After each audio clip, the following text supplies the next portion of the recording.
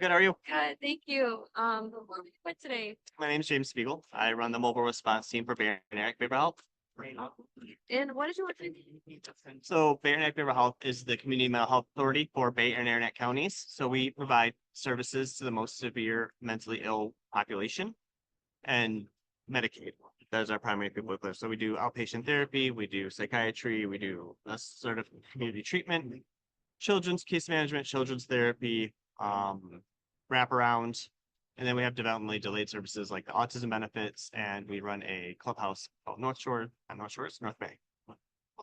We do a lot. Oh, and we run the crisis. Yep.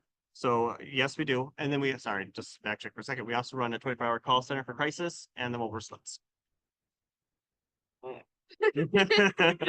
That is kind of all encompassing. That's a lot that you guys provide. I think that's Yeah. great that you have so many different resources that are available, and the fact that you are actively going out and getting into the community, right? So it's not always that somebody has to come to you, you can come to them. So that's fantastic.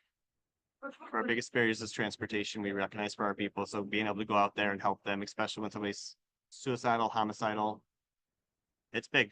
Yeah. Because obviously it's a really hard thing to go through, and then not have any help was a lot. Absolutely. You know, I was just chatting with somebody earlier, down this way a little bit. I forget which table I was at, but we were talking about how sometimes someone could be in, kind of an active crisis situation where they've had something really traumatic or horrible happen to them. And sometimes when people have a certain response, they kind of lash out and they might be, reacting in a way that, some people that are grieving, they wouldn't typically act. But as soon as you're lashing out at somebody who's trying to help you, now we have the opportunity that, like police are getting involved, things like that. And that can just kind of compound and make things even scarier. So I think that's really great that you guys would be able to come in and kind of be able to de-escalate a situation a little bit. So could you tell me more about that? So we do work with law enforcement. The mobile response team and the law enforcement also do a co-ride. So we have a clinician in a car 3 times a week. So if police arrive to a scene and they deem it a mental health emergency, they can call the mobile response team out, and the clinician in the car will provide services until the other clinician arrives. Or if they're not right in the car, the team will just go wherever they are and meet them. And once the police have secured the scene, they will leave, or they will stay if we feel like we need them to stay around a little while. So that to be able to de-escalate a situation with mental health professionals. And they're also going through the crisis management training through Bay City Police Department. There we go. Public safety. There we go. Is taking crisis management training, which is a 5-day, 40-hour course of just mental health, basics, generals, de-escalation. Because when they go through the academy, they get a day. They get 8 hours of mental health. And so when they get out, they are not prepared. And So that service then? Yep. So we have 4 CIT certified trainers who do that for the police departments in Bay and Arenac counties. That is, really cool. And I just keep learning more about this organization. It's so awesome.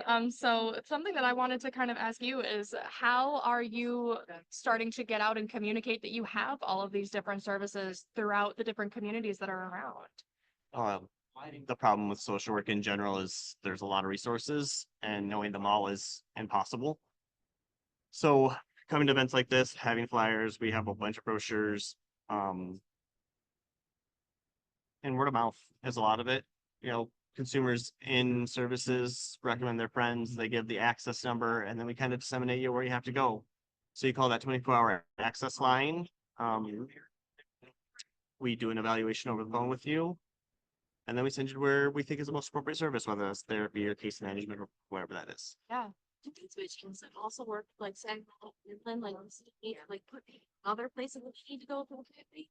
Kind of. Unfortunately, we can't do those services for Saginaw and Midland, but we all have Mission, which is our overseeing body, who kind of regulates that for all of us. So you can shift them where they need to be. Yep, we can make a referral. We can send them that way and say, hey, you live in Saginaw County, here's Saginaw's access line. Or if they're transferring, so they lived in Bay and they're moving to Saginaw, we can follow them like, hey, they were in services with us, this is what we had. Can you make sure that you mirror that when they come to you? We provide services from everybody. They're so inclusive. You said all the way from the child all the way. Yep, like that. That is fantastic. Thank you so much for sharing all of that with Yeah. us. That is so great and amazing. And I really can't say how incredible it is to have all of these resources here today and that so many of you guys seem to kind of collaborate with each other so that if, something over here helps somebody right now, it might not always serve them in the future, but you guys can kind of, hold hands as we transition over to somewhere else. So that's really, really great. That's the biggest part. It's communication and just collaboration because I specialize in suicide prevention intervention. I don't know housing rules and regulations. I know all that's available, but I know if I reach out to Mid-Michigan Community Action Agency, they're going to be able to help a little bit with some of the long-term stuff. And then the Good Samaritan's going to be able to help out with emergency shelter and just things that I can't do, but can get them to somebody who can. It goes a long way. Absolutely. And I think it means so much more that you guys are here for the entire process rather than just handing somebody a business card and saying, all right, here you go. Okay. There's a lot of struggles and things are hard and, day-to-day life can be hard. So then we had some depression or anxiety or take your pick of what else. We become overwhelmed. We don't use the resource. We shut down. And so Right. we're just trying to make it as easy as possible to transition so that we can get to a better state, so we can get out of services and just kind of going about. It's the goal. Do you have any future plans to outreach even further or start any new organizations?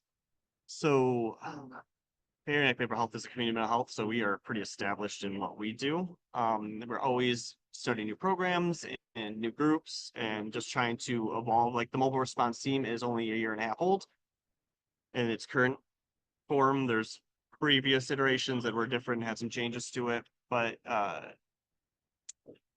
super interested in the mobile response. Yeah. I'm like feeling that one. That is awesome. That makes me really happy to see that you guys do that. That does, absolutely. And the fact that you said that it's been around for a little while, but you guys have kind of made some changes and implemented some new things.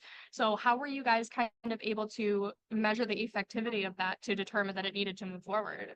so what happened was the state of Michigan said, hey, every county has to have a mobile response team. And that's got to cater specifically to children 0 to 20. And then we looked at that and we said, well, crisis happens in the community no matter how old you are. Let's make it expand to adults. And so the state of Michigan is still working on finalizing all those rules and regulations. Things are always shifting around. Originally, it was two master's level clinicians had to go out, and now it's kind of a master's and bachelor's, and they're talking about moving down to a bachelor's and a bachelor's. Because like every social service organization, hiring is hard. You have to have a license, you have to have all these things going on. So that's our biggest barrier that we run into for the mobile response team in terms of expanding it to 24 hours is the goal. Right now it's just 8:30 to 4:30 for Bay and Arenac counties. Saginaw is 24 hours. They've had their MUT team for 16 years, 17 years. So they're well established, but everyone looks a little different. They do a lot of telehealth and video where we try to do most of ours in person or audio. And then Midland is also in that telehealth realm. Still amazing things. Yeah, absolutely. Thank you Yeah. so much for sharing. That is just fantastic. I just can't get over how cool that is. I think That, that's yeah, I didn't realize that it was a state regulation that every county has to have a mobile response team. I wasn't aware of that at all. So, yeah. Always changing things and moving them around. So we'll see what it ends up looking like. Because they base a lot of things on the bigger counties like Wayne and Ingram, which is great. They have bigger populations, they have more funding, they have a lot more people, and so they have a lot more master level clinicians in there, for example. So our northern counties, once you get north of Bay, struggle a lot more with the 24-hour aspect because when you have one master level clinician in your agency, they can't be everywhere all the time. And then just take your pick. So they're trying to find ways to let us share and do stuff like that, and they're working on it. But like every government agency, it's slow moving. Right. And that makes sense. You'll go from like a more urban area to a more rural area and, your levels of resources are going to look different. But I think that's great that you guys are able to extend that from just because things are super, well-oiled machine running right here doesn't mean that over here is not getting as much. So that's great that you guys are outreaching like that. Yeah. Is there anything else that you'd like to talk about that being connected to us or? I think we covered it all in the shortest form possible. I could sit here for hours and talk each program, but overall, it's just pretty much if you have Medicaid and a mental illness in Bay and Arenac counties, give the access line a call and we'll get you hooked up somewhere. Right. Thanks for having us. Appreciate it. Thank you.